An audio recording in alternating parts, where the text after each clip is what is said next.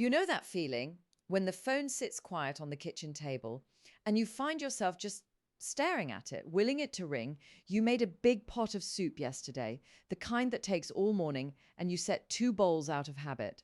One for you, one for, well, you covered the second bowl with a plate and put it in the refrigerator. And you stood there for a moment with your hand on the cold handle of the fridge, and something in your chest felt heavier than it should. Maybe it wasn't the soup.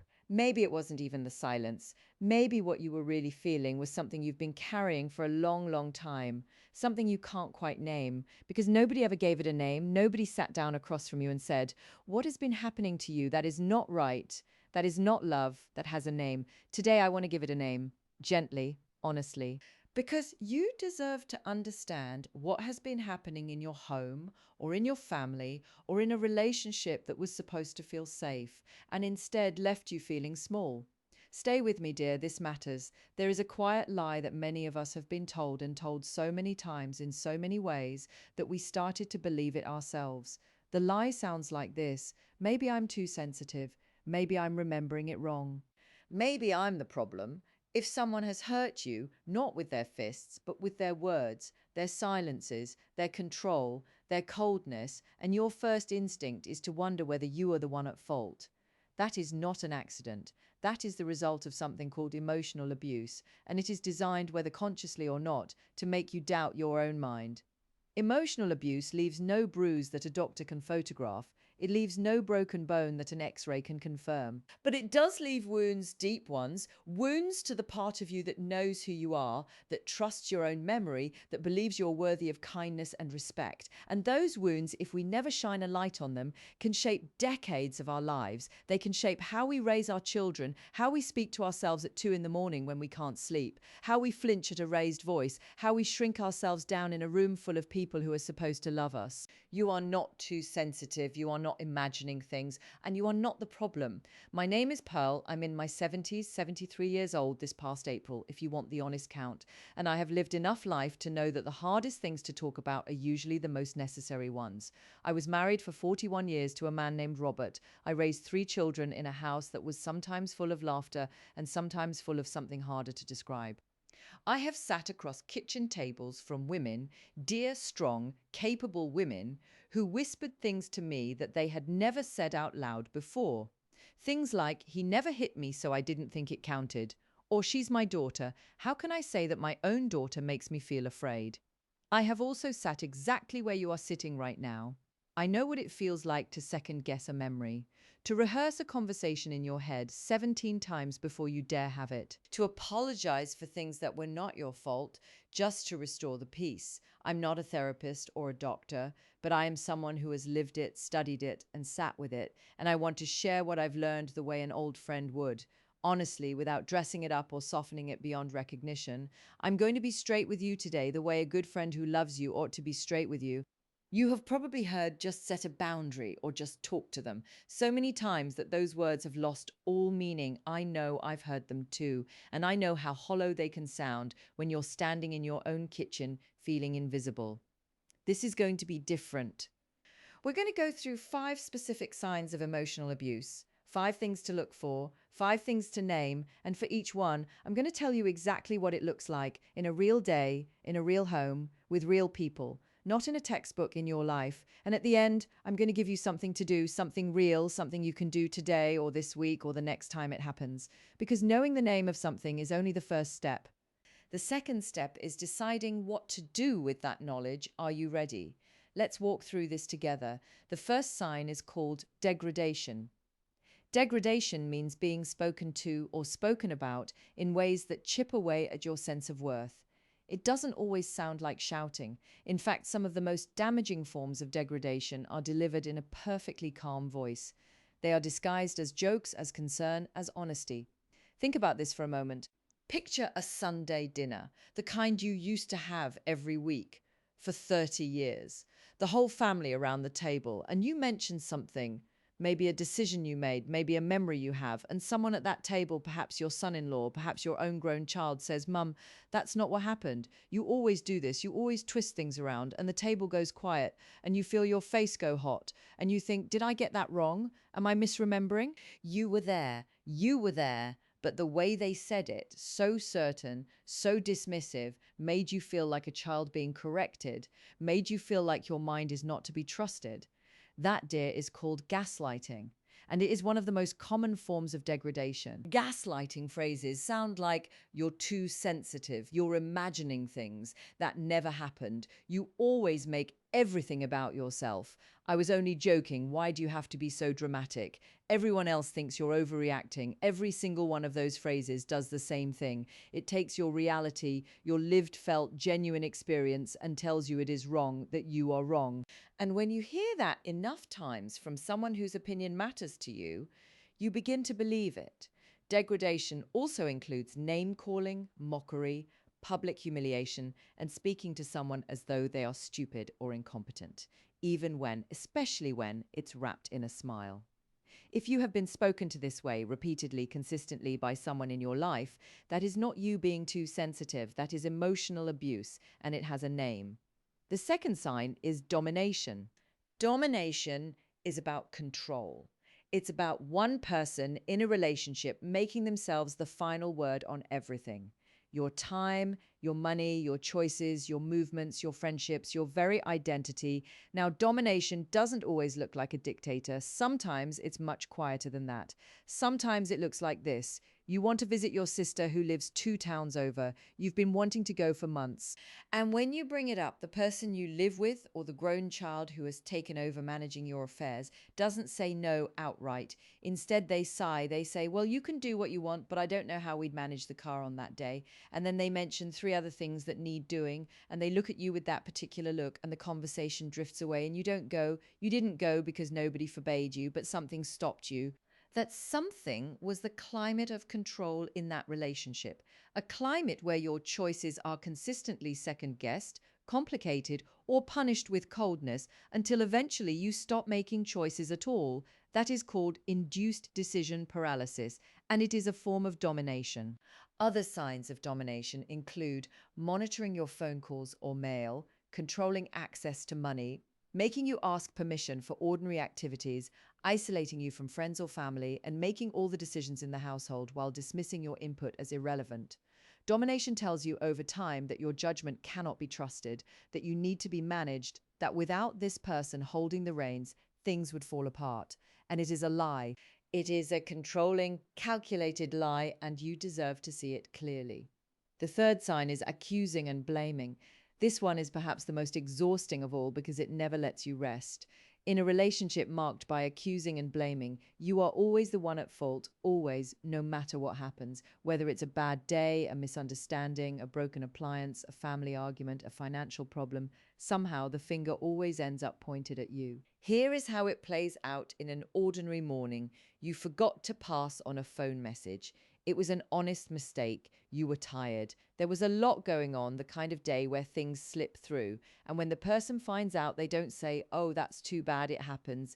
Instead, they escalate. They say, this is just like you. I can never count on you for anything. Everything always falls apart when I leave it to you. And before you know it, the conversation has expanded to include every mistake you have ever made, real or imagined, going back years. And you're defending yourself, apologizing, explaining, backtracking, even though the original matter was a forgotten phone message. This is what accusing and blaming does. It keeps you permanently on the defensive. It keeps you so busy justifying your own existence that you never have energy left to notice that something is wrong with the relationship itself. The cruelest form of this is being blamed for the abuser's own behavior. I wouldn't speak to you like this if you didn't provoke me. You know how I get. Why do you push my buttons? This is your fault for not listening the first time. No, a person's cruelty is never your fault. You did not make someone speak to you with contempt. You did not cause someone to demean or control or ignore you. That is their behavior, and it belongs to them. The fourth sign is neglect. When we talk about neglect as emotional abuse, we are talking about deliberate emotional withdrawal. We are talking about stonewalling, that painful experience of speaking to someone and being met with a wall of silence, a blank face, a turned back. Being made to feel that you don't exist, that your words reach no one, that you're speaking into empty air. Picture this, your grandchild, maybe 10 or 11 years old, full of feelings they don't have words for yet, comes to a parent with something that is troubling them. a worry about school, a fear, something that took courage to bring to an adult, and the parent doesn't look up from their phone, or gives a one-word answer, or says not now, and the child walks away learning something that no child should ever have to learn, that their feelings are an inconvenience, that they should not take up space, that the safest thing is to be quiet. For children, especially, emotional neglect is devastating. Children whose emotional needs are consistently ignored or dismissed grow up with a fractured sense of self. They become adults who struggle to name what they feel, who apologize for having needs at all, who cannot believe that they are worthy of being truly seen. Emotional neglect between adults is just as a spouse who refuses to engage, who punishes with silence for days or weeks at a time, who withholds warmth and acknowledgement as a form of control. That is neglect, that is stonewalling, and it is abuse. If you have ever sat in a room with someone who was supposedly the person closest to you in the world and felt completely alone, more alone in fact, than if you were physically by yourself, then you understand what emotional neglect feels like from the inside. The fifth sign is enmeshment.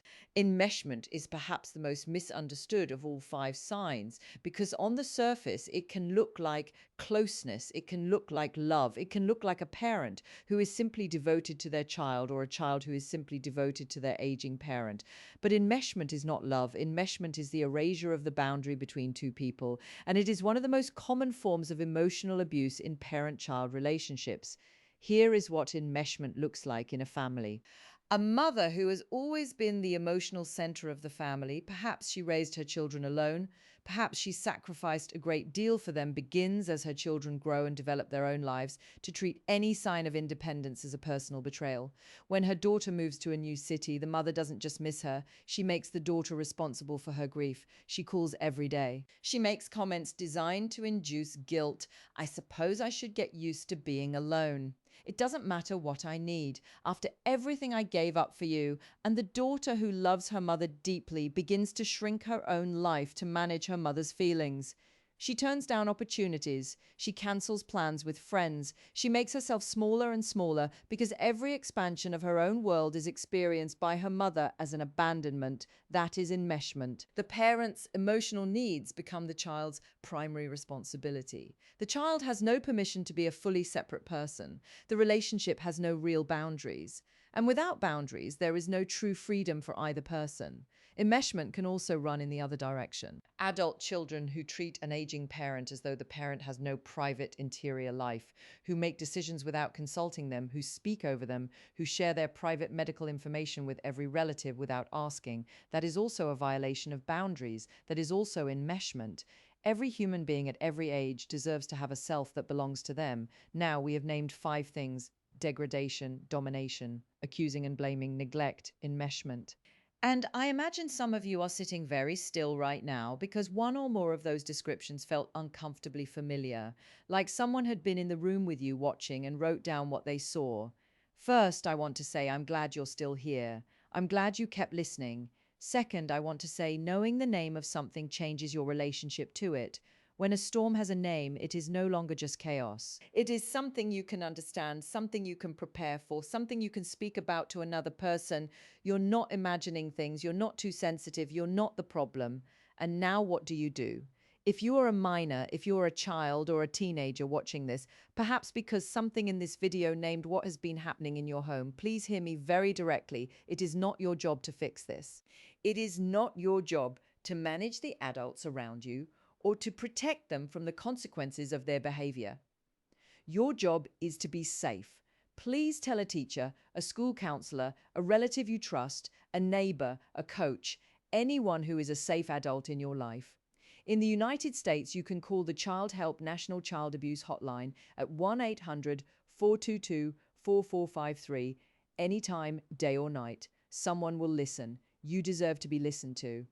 If you're an adult, whether you're in the middle of this situation right now, or you are a person of my age recognizing patterns from decades past, here's what I want to offer you. 1. Name it to yourself out loud this week when something happens that matches one of these five signs. Say to yourself quietly, privately, just for your own ears, this is degradation or this is domination. Naming it is not dramatic, naming it is simply honest. And honesty is where healing begins. 2, write it down. Keep a small notebook, not on your phone where someone else might see it, but a physical notebook, a private one. When something happens, write down the date, what was said or done, and how it made you feel. This is not about building a legal case, though it could serve that purpose if needed. This is about restoring trust in your own memory. You were there, what you remember happened. 3, reach out to a therapist who understands emotional abuse and trauma. I know that word therapist can feel complicated. Some of us were raised to believe you handle your own troubles. Some of us have practical concerns about cost or access. But here's the truth. Emotional abuse, especially when it has gone on for years, reshapes the way your nervous system works. It changes how you see yourself and the world, and unmaking those changes is not something that willpower alone can accomplish. You deserve a guide. You deserve a professional who understands what you have been through and can help you find your way back to yourself. 4, if you're in a situation that involves any physical danger at all, please contact the National Domestic Violence Hotline at 1-800 799 07233. They serve all forms of domestic abuse, including emotional abuse, and they can help you make a safety plan. 5, give yourself the extraordinary grace of believing that this is not your fault. Not any of it. You did not deserve to be spoken to that way. You did not deserve to have your reality denied or your choices controlled or your feelings ignored. You were worthy of kindness then, and you are worthy of kindness now. That has never changed. I want to close today by saying something that I hope lands in your heart the way it's meant to. Abuse that doesn't leave a visible mark is still abuse. Wounds that no one can see are still wounds. And you, dear friend, who perhaps have been carrying something heavy and unnamed for years or decades, you are not beyond healing. You are not too old, not too set in your ways, not too damaged, not too anything. The fact that you're here, that you watched this video to its end, that something in you said, I need to understand this, that is not weakness. That is one of the bravest things a person can do. Look clearly at something painful and say, I want to understand it. You have done that today, and that matters. For this week, I want to give you one small, specific task, just one. Take 10 quiet minutes, perhaps in the morning before the rest of the household wakes, or in the evening after things have settled, and write down in that private notebook one thing you wish someone had told you sooner, one thing you now know about yourself or your relationships that changes something. It doesn't have to be perfectly worded. It doesn't have to be long. One honest sentence is enough, because healing is made of one honest sentence and then another and then another. And if you feel moved too, I'd love for you to come down to the comments and share something with me. You don't have to share anything private, but I'd love to know, when did you first start to trust your own feelings again? Or what is one word you would use to describe the moment you realized something was wrong? Or simply tell me, is there someone in your life right now who makes you feel seen? I read every single comment. You are not writing into empty air. Also, I've put together a gentle companion guide, a few pages of prompts and reflections that go along with what we talked about today, to help you begin that process of naming and understanding your own experience. You'll find the link to that below, and it costs nothing. It is just something I made for you because I wanted you to have something to hold on to after this conversation. Next time, we're going to talk about something that follows naturally from today: how to begin rebuilding your sense of self after years of emotional pain, how to find your way back to who you were before someone else's voice took up residence in your head. It is a tender topic, and I'm going to handle it with all the care it deserves. Until then, dear one, take care of your heart. The fact that it still aches means it is still open. And an open heart is the bravest, most beautiful thing there is. I'll see you in the morning.